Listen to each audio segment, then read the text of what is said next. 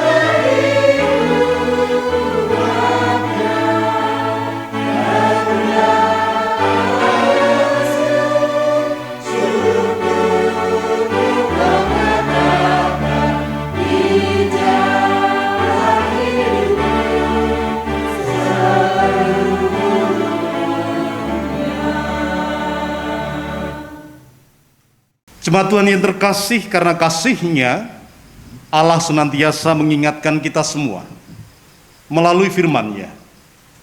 Dan saat ini kita akan bersama-sama mendengarkan firman Tuhan sebagai hukum kasih. Injil Matius 22 ayat 37 sampai dengan ayat yang ke-40 kita terima sebagai hukum kasih. Matius 22 ayat 37 sampai dengan ayat yang ke-40, demikianlah sabda Tuhan. Jawab Yesus kepadanya, "Kasihilah Tuhan Allahmu dengan segenap hatimu, dan dengan segenap jiwamu, dan dengan segenap akal budimu. Itulah hukum yang terutama dan yang pertama. Dan hukum yang kedua, yang sama dengan itu ialah, kasihilah sesamamu manusia seperti dirimu sendiri. Pada kedua hukum inilah tergantung seluruh hukum Taurat dan kitab para nabi." Demikianlah sabda Tuhan. Marilah kita merendahkan diri di hadapan Tuhan dengan mengaku dan menyesali dosa pelanggaran kita, serta memohon agar dapat melakukan semua kehendak-Nya. Mari kita memuji nama Tuhan sebagai nyanyian penyesalan dari Kidung Jemaat nomor 26, bait 1 dan kedua. Kidung Jemaat nomor 26, bait 1 dan yang kedua. Mampirlah dengar doaku.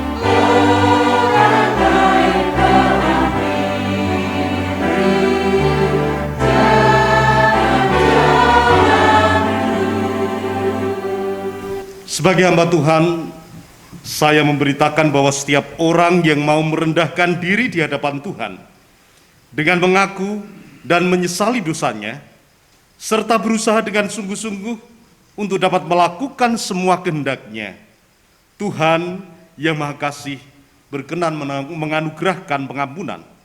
Sebagaimana dalam firman-Nya di dalam Roma 4 ayat yang ke-7. Roma 4 ayat yang ke-7, berbahagialah orang yang diampuni pelanggaran-pelanggarannya dan yang ditutupi dosa-dosanya. Demikianlah sabda Tuhan. Syukur kepada Allah. Amin. Jemaat yang terkasih di dalam Tuhan Yesus Kristus, mari kita berikan persembahan untuk Tuhan. Sebelum kita memberikan persembahan, saya akan membacakan ayat dasar persembahan. Ayat dasar diambil dari Mazmur 139 ayat 14. Mazmur 139 ayat 14. Beginilah firman Tuhan. Aku bersyukur kepadamu oleh karena kejadianku dahsyat dan ajaib. Ajaib apa yang kau buat dan jiwaku benar-benar menyadarinya. Demikian firman Tuhan. Jemaat yang terkasih di dalam Tuhan Yesus Kristus, sambil kita memberikan persembahan, mari kita buka kidung jemaat 337, kita nyanyikan bait pertama dan kedua.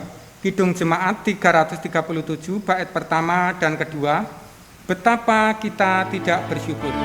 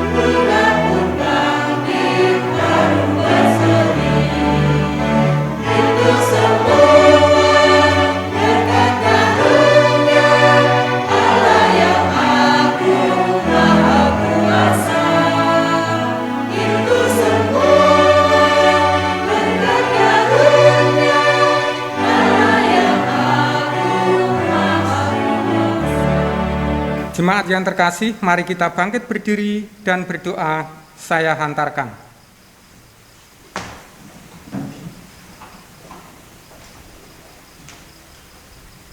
Allah Bapa kami yang bertahta di dalam kerajaan surga yang mulia, Allah yang kami kenal dalam nama Tuhan Yesus Kristus, ya Bapa, terima kasih di kesempatan hari ini Engkau berikan kami kesempatan untuk memberikan persembahan. Ya Tuhan, kiranya Engkau berkati persembahan ini agar berguna bagi pelayanan di tempat ini. Ya Tuhan, sebentar kami akan menerima firman-Mu yang akan dibawakan oleh Bapak Pendeta Eko Diono. Ya Tuhan, kiranya Engkau urapi hamba-Mu agar firman yang dibawakan hanya berasal daripada-Mu saja. Ya Tuhan, kami orang berdosa, ampuni dosa dan kesalahan kami agar kami layak di hadapan-Mu. Ya Tuhan, kami siap menerima firman-Mu, berbicaralah Tuhan pada kami siap mendengarkan. Di dalam nama Yesus, Juru Selamat kami yang hidup, kami berdoa dan mengucap syukur. Haleluya, amin. Jemaat dipersilahkan duduk kembali. Jemaat yang terkasih dan yang diberkati oleh Tuhan, di pagi yang indah ini kita akan bersama-sama merenungkan firman Tuhan. Ada dua bacaan yang akan kita renungkan pada saat ini. Bacaan yang pertama, kita akan mendengarkan Mazmur 111 ayat yang ke-10, Mazmur 111 ayat yang ke-10, dan bacaan Injil pada pagi hari ini Yohanes 6 ayat 51 sampai dengan ayat yang ke-59. Yohanes 6 ayat 51 sampai dengan ayat yang ke-59. Demikianlah sabda Tuhan. Mazmur 111 ayat yang ke-10. Permulaan hikmat adalah takut akan Tuhan. Semua orang yang melakukannya berakal budi yang baik. Puji-pujian kepadanya tetap untuk selamanya. Kita lanjutkan di dalam Yohanes 6 ayat 51 sampai dengan ayat yang ke-59. Demikianlah sabda Tuhan. Akulah roti yang hidup yang telah turun dari surga. Jikalau seorang makan dari roti ini, ia akan hidup selama-lamanya. Dan roti yang akan kuberikan ialah dagingku, yang akan kuberikan untuk hidup dunia. Orang-orang Yahudi bertengkar antara sesama mereka dan berkata, bagaimana ia ini dapat memberikan dagingnya kepada kita untuk dimakan? Maka kata Yesus kepada mereka, aku berkata kepadamu, sesungguhnya jikalau kamu tidak makan daging anak manusia dan minum darahnya, kamu tidak mempunyai hidup di dalam dirimu. Barang siapa makan dagingku dan minum darahku, ia mempunyai hidup yang kekal, dan aku akan membangkitkan dia pada akhir zaman. Sebab dagingku adalah benar-benar makanan dan darahku adalah benar-benar minuman. Barang siapa makan dagingku dan minum darahku, ia tinggal di dalam aku dan aku di dalam dia. Sama seperti Bapa yang hidup mengutus aku dan aku hidup oleh Bapa, demikian juga barang siapa yang memakan aku akan hidup oleh aku. Inilah roti yang telah turun dari surga, bukan roti seperti yang dimakan nenek moyangmu dan mereka telah mati. Barang siapa makan roti ini, ia akan hidup selama-lamanya. Semuanya ini dikatakan Yesus di Kapernaum ketika ia mengajar di rumah ibadat. Demikianlah sahabat Tuhan yang berbahagia adalah kita semua yang bukan saja mendengarkan firman Tuhan ini, tetapi juga yang melakukannya di dalam hidup kita. Haleluya. Amin. Jemaat yang terkasih dan diberkati Tuhan, tema khotbah saat ini adalah hidup dalam hikmat Tuhan. Hidup dalam hikmat Tuhan. Ada ungkapan, orang pintar belum tentu bijaksana. Namun, orang yang bijaksana pasti pintar. Atau, untuk menjadi orang yang bijaksana, kadang pendidikan tinggi tidak menjadi jaminan. Namun pendidikan tinggi sejatinya menjadikan sarana agar orang itu menjadi bijaksana. Jemaat Tuhan yang terkasih, kata bijaksana atau kebijaksanaan yang sering kita dengar dalam kehidupan kita pada dasarnya adalah hikmat yang dapat diwujudkan dalam kehidupan sehari-hari oleh siapa saja. Untuk menjadi orang yang berhikmat, tidak perlu menunggu menjadi tua atau memperoleh ilmu sampai pada perguruan tinggi. Jemaat yang terkasih dalam Tuhan Yesus Kristus, selanjutnya kata hikmat berarti kebijaksanaan atau kearifan. Sedangkan kata kebijaksanaan disebutkan sebagai suatu kepandaian, menggunakan akal budinya dengan pengalaman dan pengetahuannya, juga berarti kecakapan bertindak apabila menghadapi kesulitan. Pada dasarnya hikmat adalah kepintaran mencapai hasil, menyusun rencana yang benar untuk mencapai hasil yang dikehendaki. Dan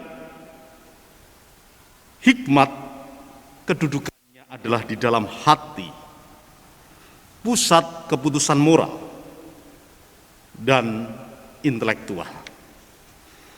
Saudaraku yang terkasih di dalam Tuhan Yesus Kristus, dalam bacaan kita di dalam Mazmur 111 ayat yang ke-11, saya ulangi, ayat yang ke-10, diungkapkan bahwa permulaan hikmat adalah takut akan Tuhan.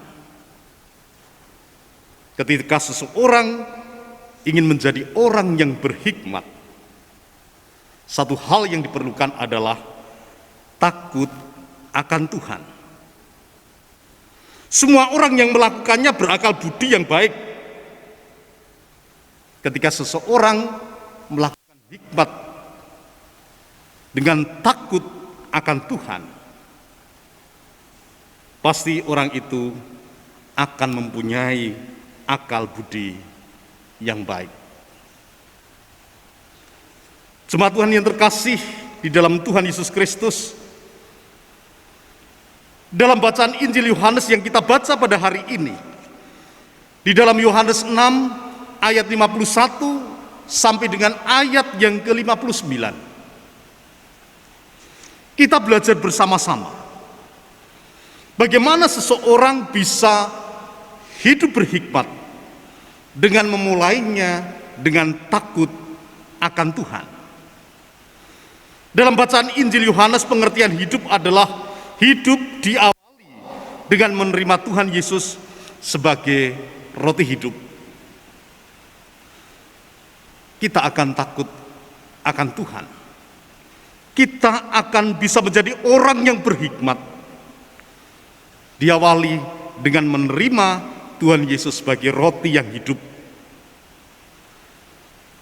Tuhan Yesus menyatakan bahwa dengan tubuhnya dan darahnya adalah gambaran untuk memudahkan manusia menerima secara penuh Tuhan Yesus yang menjadi jaminan bagi manusia untuk beroleh hidup yang kekal. Hal ini disampaikan oleh Tuhan Yesus untuk memberikan pemahaman pada bangsa Israel waktu itu, bahwa kebanggaan pada leluhur bangsa Israel pada waktu itu dipimpin Musa, dipelihara Tuhan dengan roti, mana, dan burung puyuh di padang gurun selama 40 tahun, itu hanya untuk kelangsungan hidup secara jasmani. Ada makanan yang sifatnya kekal, yang dapat menjadikan jaminan untuk manusia beroleh hidup kekal, yaitu tubuh dan darah Tuhan Yesus. Itulah yang menjadikan manusia dapat merasakan kesatuan antara Tuhan Sang Bapa, Yesus Kristus, dan orang-orang yang mau percaya dalam kehidupan yang kekal. Permulaan hikmat adalah takut akan Tuhan. Ketika kita mau hidup takut akan Tuhan, harus diawali dengan menerima Tuhan Yesus sebagai roti yang hidup.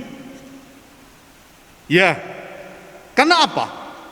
Orang yang berhikmat adalah orang yang tidak hanya memikirkan masalah-masalah jasmaniah mereka, tetapi menerima Yesus sebagai roti yang hidup.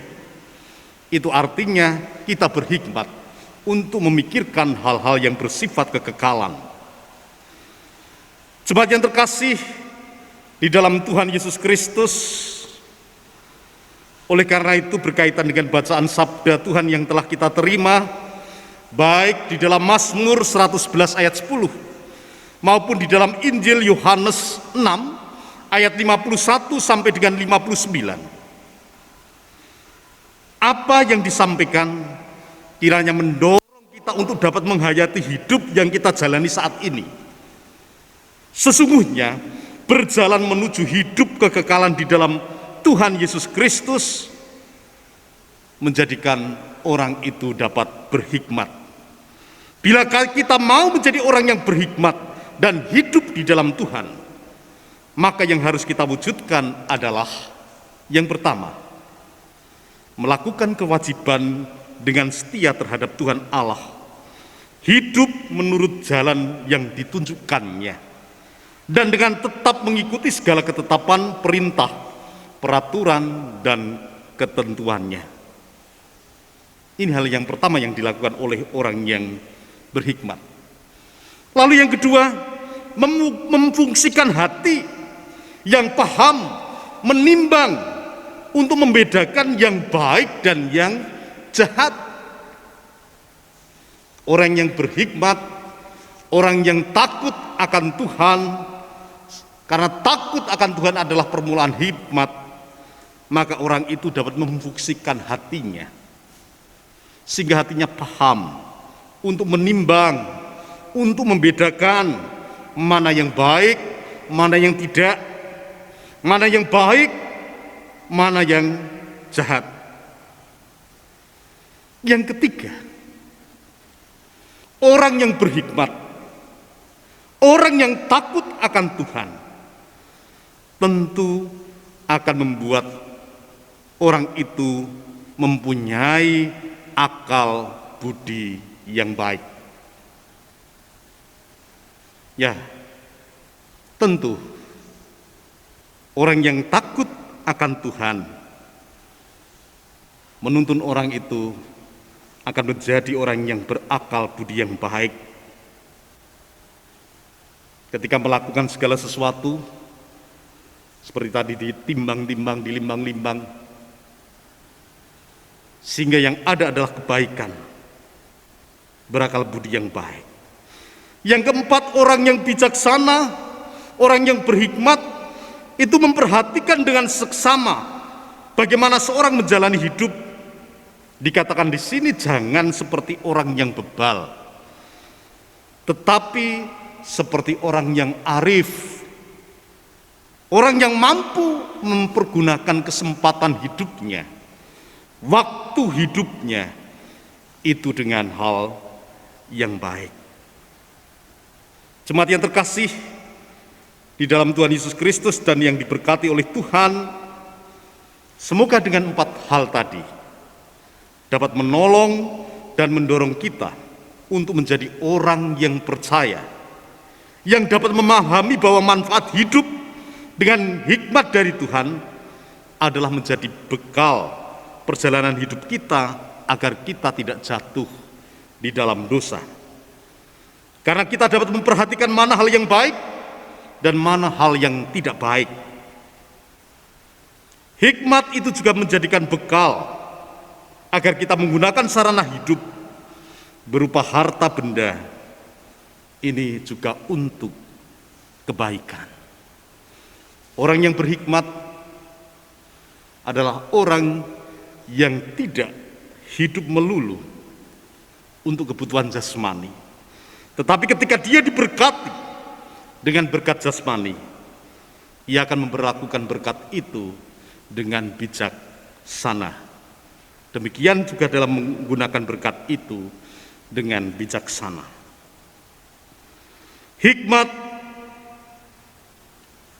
juga merupakan bekal bagi kita agar kita memelihara hidup dan anggota tubuh kita itu untuk kemuliaan Tuhan dan tidak untuk menuruti hawa nafsu duniawi. Dan hikmat itu juga menjadikan kita bisa bersikap rendah hati terhadap sesama hingga kita merasakan kesejahteraan di dalam hidup kita.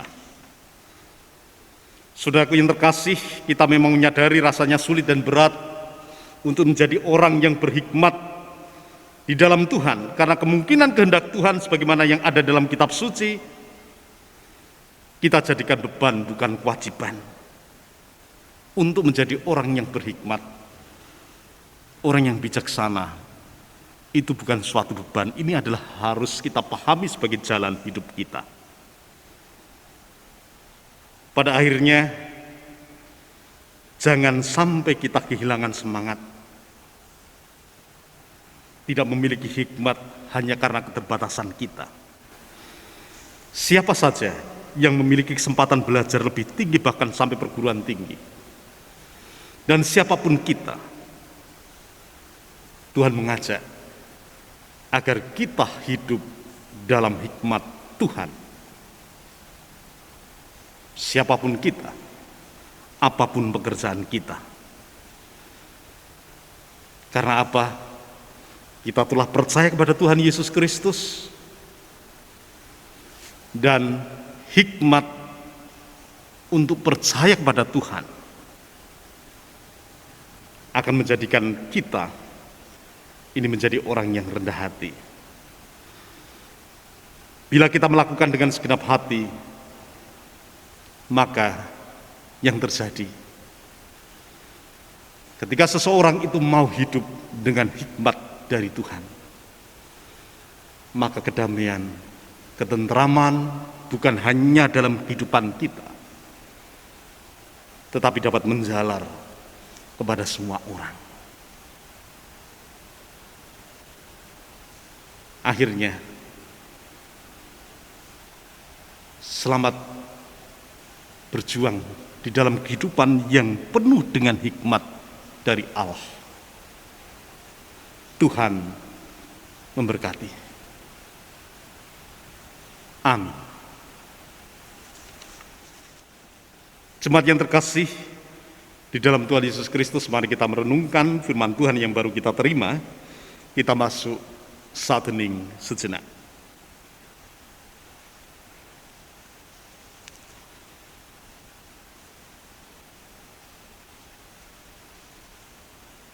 Mari kita berdoa.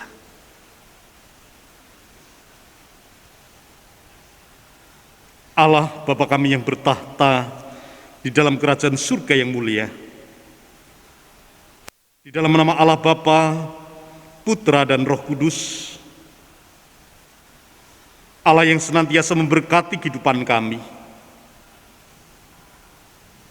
Kami bersyukur Tuhan untuk pagi hari yang indah ini.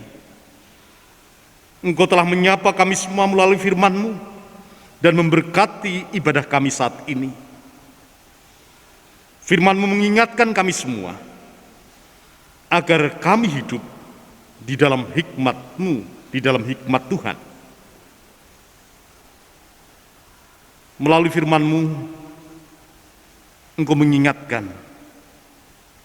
bahwa takut akan Tuhan ini adalah permulaan hikmat, di mana dengan hidup yang berhikmat, maka kehidupan kami akan berguna, senantiasa melakukan hal yang baik sesuai dengan kehendak-Mu. Mari Tuhan, Kau materekan firman-Mu dalam kehidupan kami, sehingga firman bukan hanya kami dengar, tetapi kami dapat lakukan dalam kehidupan kami. Tuhan Yesus, sebelum kami menyudahi ibadah kami pada saat ini, perkenankan kami terus berdoa untuk kehidupan jemaat-Mu di mana saja berada, yang hendak mundur, hendak menjauh dari Engkau. Kiranya Engkau panggil kembali, Engkau ingatkan mereka dengan kasih-Mu. Demikian juga saat ini kami berdoa bersama-sama untuk saudara-saudara kami yang saat ini menderita sakit. Oh Tuhan, Engkau jamah mereka satu persatu. Karena hanya di dalam nama Tuhan Yesus Kristus ada kesembuhan. Engkau berkuasa atas segala sakit penyakit. Yang saat ini menderita kemalangan, kesedihan, kesusahan, kiranya Engkau hibur mereka. Yang saat ini berkekurangan, kiranya Engkau cukupkan mereka satu persatu. Ya Tuhan, di kesempatan yang indah ini dalam ibadah kami menyatukan hati kami berdoa untuk bangsa dan negara kami Indonesia. Dengan segala pergumulan-pergumulan yang ada. Terlebih ketika kami hidup di masa-masa yang sulit, di tengah-tengah pandemi, virus corona yang belum kami tahu kapan akan berakhir. Mari Tuhan, ajarilah kami agar kami senantiasa berhikmat untuk menghadapi hidup ini, untuk senantiasa hidup takut akan Engkau. Demikian juga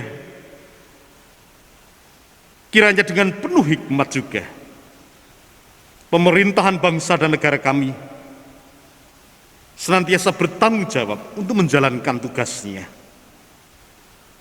Oleh karena itu berkatilah mereka satu persatu, para pemimpin bangsa dan negara kami, pemerintahan yang ada, dan berkatilah masyarakat bangsa dan negara kami. Kami senantiasa mendambakan kedamaian, ketentraman di dalam kehidupan berbangsa dan bernegara kami, Tuhan. Mampukan pemerintahan bangsa dan negara kami bersama dengan masyarakat untuk menanggulangi bersama-sama adanya virus corona ini, Tuhan. Berkati setiap pemerintah dalam menjalankan tugas. Berkati di dalam pemerintahan, di dalam menjalani segala tugasnya. Tak lupa Tuhan, kami juga berdoa untuk gereja Tuhan di mana saja berada. Berkatilah gereja Tuhan, para pelayan-pelayan Tuhan, demikian juga dengan program gereja yang ada. Berdoa khususnya untuk gerejamu GKJ Jati Sumo, beserta dengan pepandan-pepandannya, Jenar dan Ngrombo. Berkatilah majelis gereja, para pengkhotbah, guru sekolah minggu, pengurus komisi, maupun para pelayan yang lain. Berkatilah setiap program gerejamu di tempat ini, walaupun dalam keterbatasan di masa pandemi, biarlah kami melakukan sesuai dengan tanggung jawab kami, agar kehadiran gerejamu dapat menjadi berkat bagi banyak orang. Berkati warga jemaatmu di mana saja berada.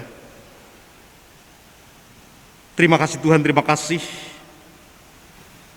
Saat ini kami hidup dengan pergumulan-pergumulan masing-masing dalam diri kami. Mari Tuhan, Engkau senantiasa memberkati setiap pergumulan-pergumulan kami. Kami percaya bahwa Engkau senantiasa akan menolong kehidupan kami. Apapun yang menjadi pergumulan kami satu persatu, kiranya Engkau berkati. Tuhan, bila di dalam ibadah kami saat ini terselip dosa kesalahan, kiranya Engkau ampuni. Dan kami akan mengakhiri ibadah kami. Kami akan kembali menjalankan rutinitas kami. Tuntun kami, berkati kami, agar kami senantiasa hidup dalam hikmat-Mu, hidup dalam hikmat Tuhan. Terima kasih Tuhan, perkenankan saat ini kami berdoa dengan doa yang Kau ajarkan bagi kami semua. Bapa kami yang di surga, dikuduskanlah nama-Mu, datanglah kerajaan-Mu, jadilah kehendak-Mu di bumi seperti di surga. Berikanlah kami pada hari ini makanan kami yang secukupnya, dan ampunilah kami akan kesalahan kami, seperti kami juga mengampuni orang yang bersalah kepada kami. Dan janganlah membawa kami ke dalam pencobaan, tetapi lepaskanlah kami daripada yang jahat, karena Engkaulah yang mempunyai kerajaan, dan kuasa, dan kemuliaan, sampai selama-lamanya. Amin. Jemaat yang terkasih di dalam Tuhan, mari kita tutup ibadah kita pada saat ini. Jemaat saya undang untuk berdiri. Mari kita bersama-sama memuji nama Tuhan dari Kidung Jemaat 407, bait yang pertama dan yang ketiga. Kidung Jemaat 407, bait yang pertama dan ketiga, Tuhan Kau Gembala kami.